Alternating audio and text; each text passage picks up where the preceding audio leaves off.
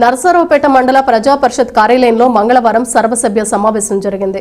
మండల ప్రజా పరిషత్ సమస్యలపై జరిగిన చర్చలలో భాగంగా ఎమ్మెల్యే చదలవాడ అరవింద్ బాబు పాల్గొని గ్రామాల సమస్యలను పరిష్కరించేందుకు తన వంతు కృషి చేస్తానని హామీ ఇచ్చారు. ఈ కార్యక్రమంలో MPP Moraboina Subbayamma, MPDO Kasaiah, MRO Venugopal, వివిధ శాఖల అధికారులు, ప్రజా ప్రతినిధులు పాల్గొన్నారు.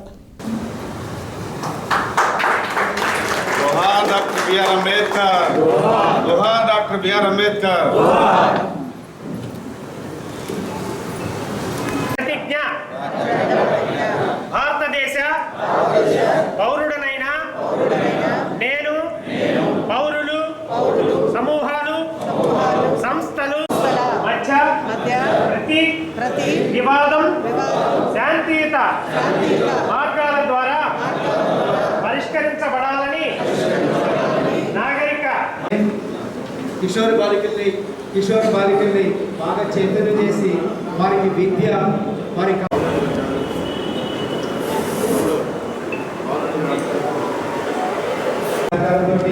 ఈ అవేర్నెస్ కార్యక్రమాన్ని గౌరవనీయులు కలెక్టర్ గారు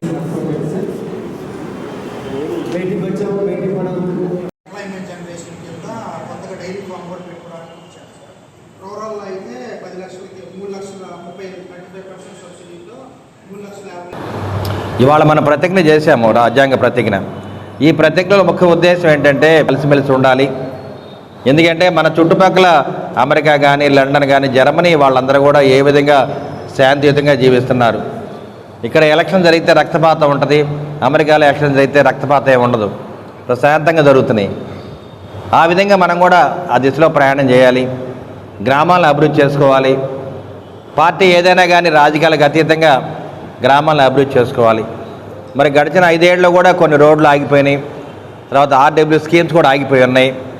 అదేవిధంగా మరి సభ్యులకు కూడా రావాల్సిన బిల్లు కూడా కొన్ని ఆగిపోయి ఉన్నాయి. కాబట్టి మరి ఆర్థిక పరంగా మీరు బాగుండాలి, అన్ని వర్గాలు బాగుండాలి.